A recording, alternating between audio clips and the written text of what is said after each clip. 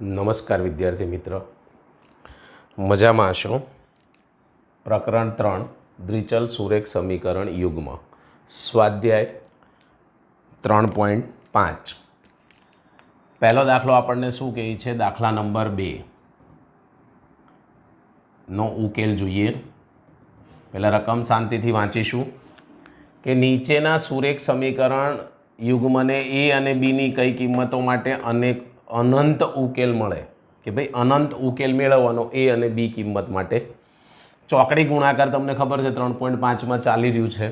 સમીકરણ આપ્યું છે 2x + 3y = 7, a minus B into X plus a plus B into Y બરાબર 3a plus બી minus 2. આવું કંઈક તમને આપવામાં આવેલું છે. વધી આપણે આગળ ચોકડી ગુણાકારની રીતે આને આપણે શોધવાનું છે. તો પહેલાં તો અનંત ઉકેલ માટેની શરત લેવી પડે કે ભાઈ અનંત ઉકેલ માટે આપણને શરત શું આપી છે અને એના ઉપરથી આપણે ચોકડી ગુણાકાર મેળવીશું. શું મેળવીશું? ચોકડી ગુણાકાર.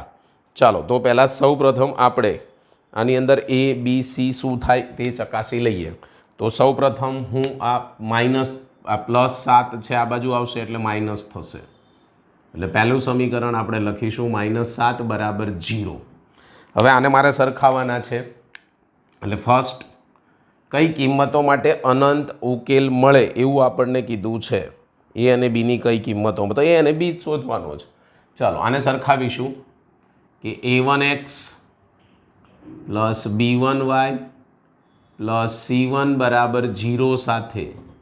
0 સાથે સરખાવતા એટલે આપણે આને સરખાવી દઈએ.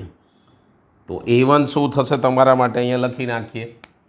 તો કે ભાઈ a1 = 2, પછી b1 = 3 અને c1 = -7. અહીંયા -7 આની સાથે સરખાવો. જો આની સાથે સરખાય એટલે x ઉડી જાય તો a1 = 2, y ઉડી જાય એટલે b1 = 3, c1 = -7. બીજું સમીકરણ સેમ ટુ સેમ, જે આ પ્લસ છે આખું પદ એને આ બાજુ લાવી દઈશ એટલે માઇનસ થઈ જશે.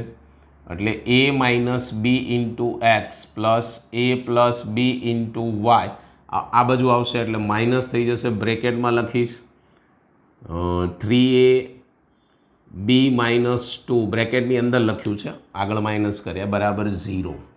સેમ આપણે આને હવે લખીશું કે ભાઈ a2x plus b2y plus c2 = 0 સાથે સરખાવતા સરખાઈએ તો a2 બરાબર શું થશે? આ a2 છે તો અહીંયા આપણી પાસે છે a માઇનસ બી. b2 બરાબર શું થશે? તો આપણી પાસે છે a પ્લસ બી, ઉપર સરખાવવાનું જ ખાલી. અને c2 બરાબર આખું પદ જ આવશે એટલે માઇનસમાં 3a પ્લસ બી -2. આ રીતનું આખું પદ આપણને મળી જશે. હવે આપણે a1/a2, b1/b2, c1/c2 એવું પણ આપણે કરી શકીએ છીએ. એકદમ સરળ બનાવવા માટે, સરળ રીત બનાવવા માટે અને આપણે સરળ રીત બનાવવી છે.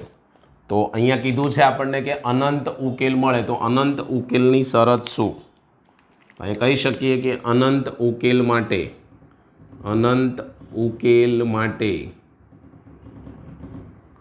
શું લેશો તમે? તમને ખબર હોવી જોઈએ કે a1/a2 પહેલો કાર્યક્રમ આ રાખીશું. a1/a2 બરાબર તમે લખો છો b1/b2 અને બરાબર c1/c2. આ શરતનું પાલન થાય અનંત ઉકેલ માટેની વાત છે. મૂકી દઈએ કિંમતો. તો a1 તમારી પાસે છે 2, બધું લખેલું જ છે આપણી પાસે. a2 તમારી પાસે છે a માઇનસ બી, b1 છે 3 અને b2 છે a પ્લસ બી, c1 છે -7 છેદમાં છે -3a પ્લસ બી -2, માઇનસ થઈ જશે પ્લસ. સરખાવાના છે. પહેલાં બેને સરખાવો, બીજા બેને સરખાવો, તમને જે ઈચ્છા પડે તે તમે સરખાવી શકો છો. ચલો પહેલાં બેને સરખાઈએ તો 2 છેદમાં a માઇનસ બી, સામે શું છે તો કે ભાઈ 3/a પ્લસ બી. ચોકડી ગુણાકાર કરી નાખો. આની સાથે ગુણાશે 2a + 2b, સામે ગુણાશે 3a - 3b થઈ જશે. 3a - 3b થઈ જશે. એક સાઈડ લાવી દો બધાને, ગમે તે એક બાજુ. ચલો આને હું આ બાજુ લઈ જાઉં તો 3માંથી 2a જાય એટલે a વધે, તમને ખબર છે. પછી આ પ્લસ છે સામે જશે તો માઇનસ, -3b અને આ પાછા આવશે એટલે -2b, -3b - 2b -5b બરાબર 0. સમીકરણ નંબર 1 આપી દઈશ. ચલો આવી જ રીતે આપણે બીજું સમીકરણ એટલે બીજા બે સરખાઈશું. આ બે સરખાવો, આ બંને સરખાઈ દઈએ તો 3/a + b બરાબર 7/3a + b - 2.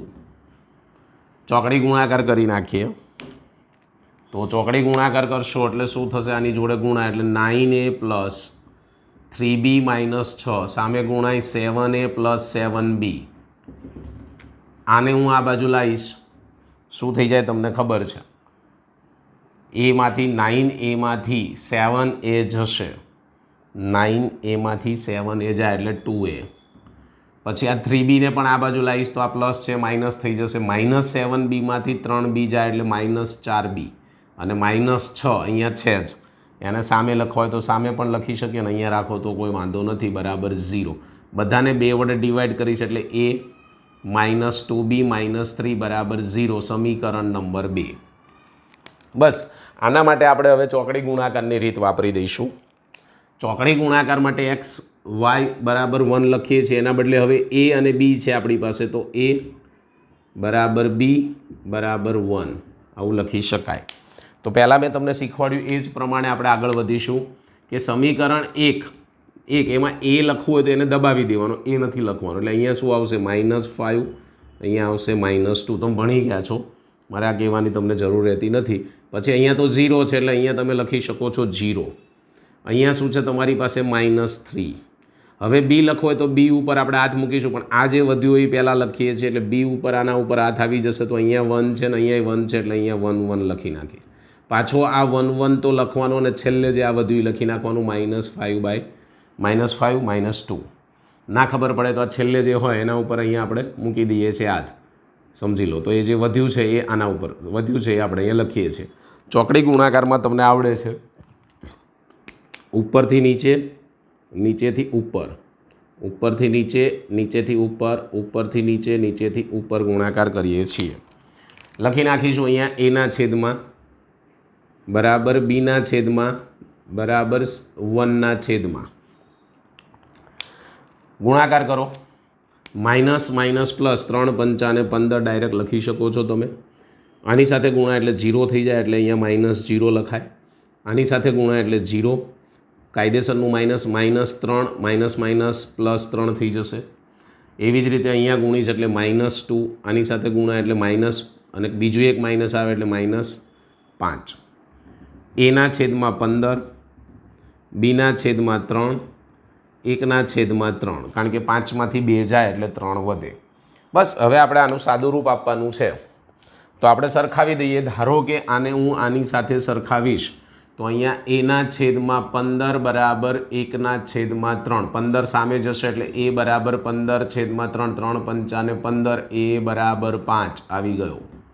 પહેલો જવાબ આપણો આવી ગયો, એ માગ્યો છે એ મળી ગયો. આવી જ રીતે b માટે તમારે સેમ આ બે સરખાઈ દેવાના છે. તો b/3 બરાબર 1/3, આ 3 ઉડી ગયા, b બરાબર 1 જવાબ આવી ગયો. a અને bની કિંમતો કીધી હતી એ લખી શકાય કે a બરાબર 5 અને b બરાબર 1 કિંમતો માટે અનંત ઉકેલ મળે છે, આવું આપણે કહી શકીએ છીએ. જઈએ દાખલા નંબર 2 ઉપર. બીજાનો નીચેના સમીકરણ યુગ્મને kની કઈ કિંમત માટે ઉકેલ ન મળે? આમાં k આપ્યો છે, એની કઈ કિંમત માટે ઉકેલ ન મળે એવું આપણને કહેવામાં આવ્યું છે.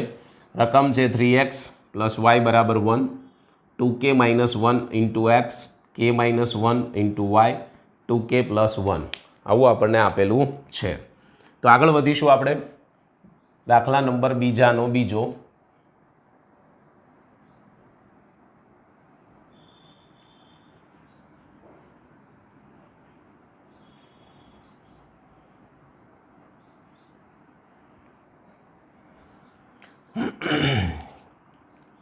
દ્વિચલ સુરેખ સમીકરણનો ઉકેલ ન મળે એવું આપણને કહેવામાં આવ્યું છે. તો એના માટેની પણ શરત લેવાની થશે. તો પહેલાં તો આપણે સૌપ્રથમ પેલું સમીકરણ જે બનાવ્યું હતું, સેકન્ડ નંબરનો દાખલો છે, બીજાનો સેકન્ડ. પહેલાં એ આપણે કાર્યક્રમ બનાવીશું કે ભાઈ આ +1 છે એ આ બાજુ આવી જશે, એટલે 3x + y, આ 1 પ્લસ છે આ બાજુ આવે એટલે -1 બરાબર 0. આને આપણે સરખાવવાના છે.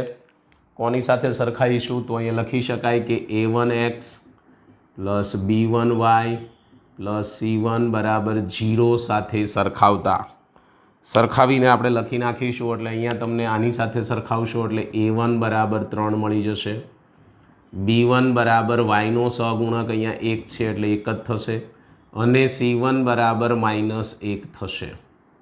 c1 બરાબર -1 થશે.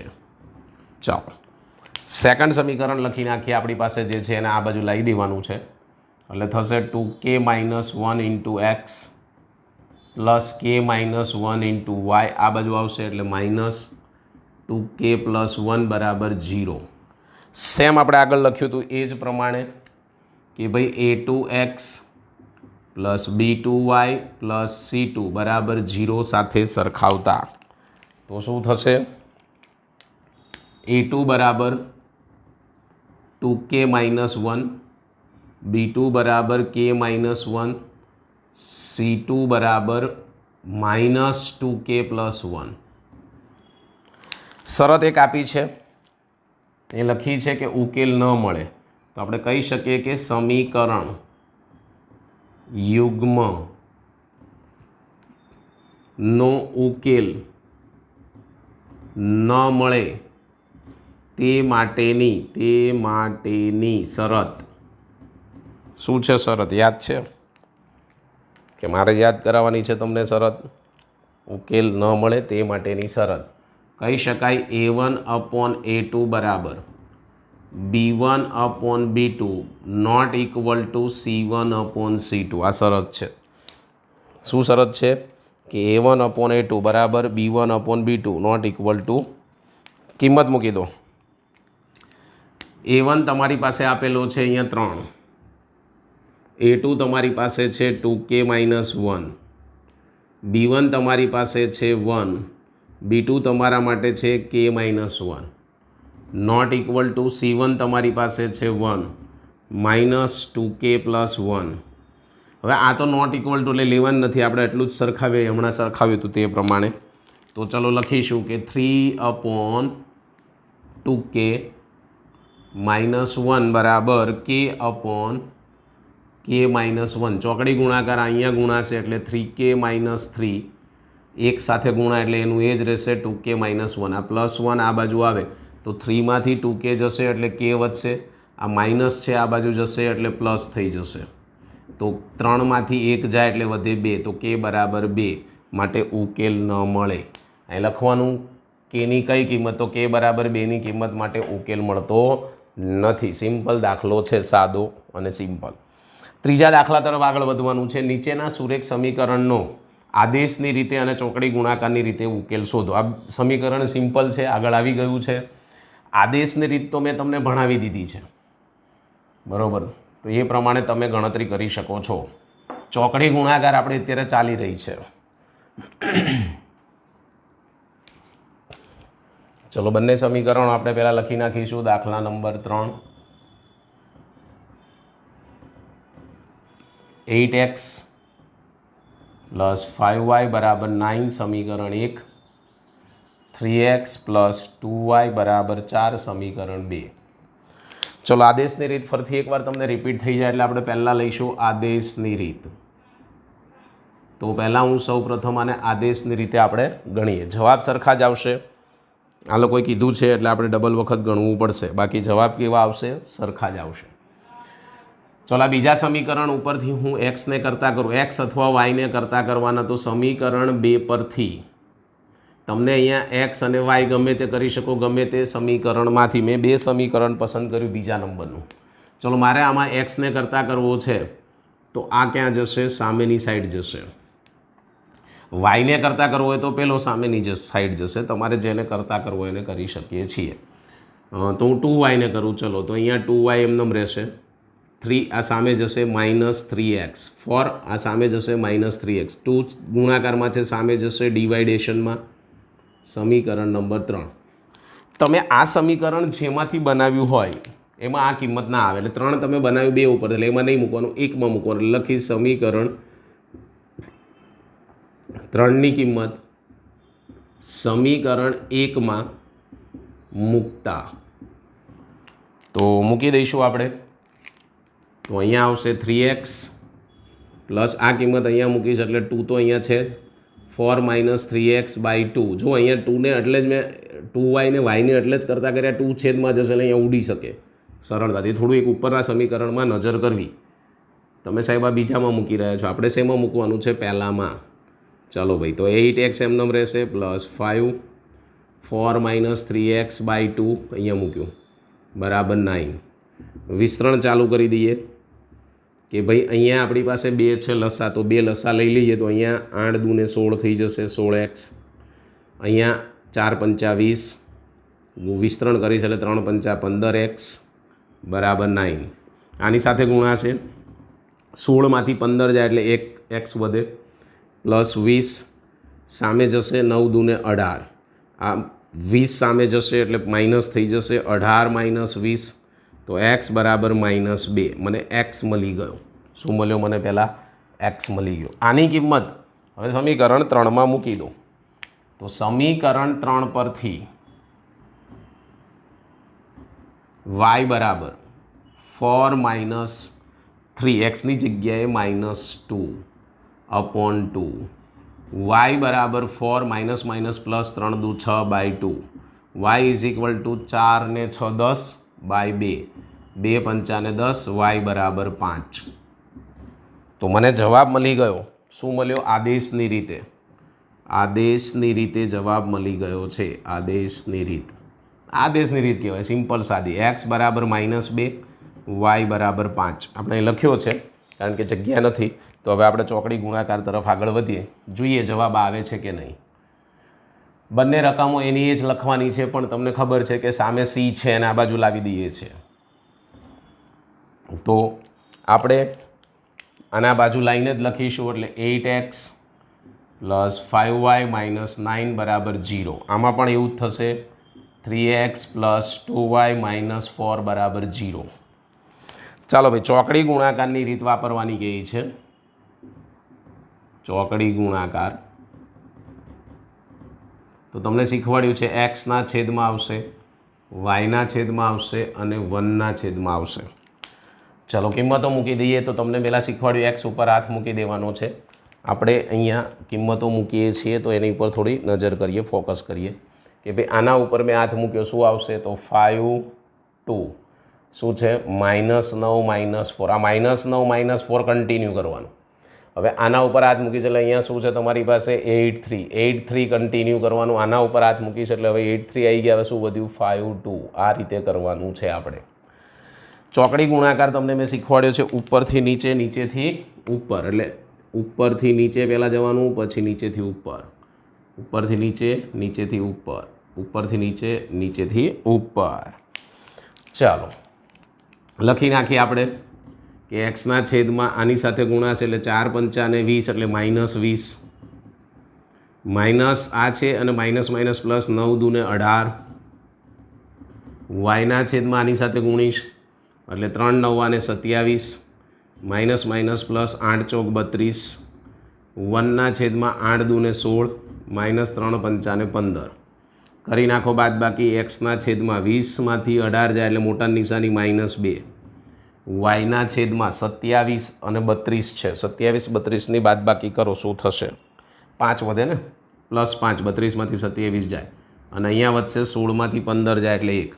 આને આની સાથે પહેલાં સરખાવીશ તો x/-2 બરાબર 1 સામે જશે એટલે x બરાબર -2. આ જ રીતે આની સાથે ગુણીશ y/5 બરાબર 1, 1 છેદમાં 1 એટલે 1, આ સામે જાય 5 1 અને 5. જો જવાબ આવી ગયો. આદેશની રીત અને ચોકડીની રીતે બંને જવાબો કેવા આવ્યા? સમાન. તમારી એક ત્રીજી રીત છે લોપ. લોપથી શોધો પણ જવાબ સેમ આવશે.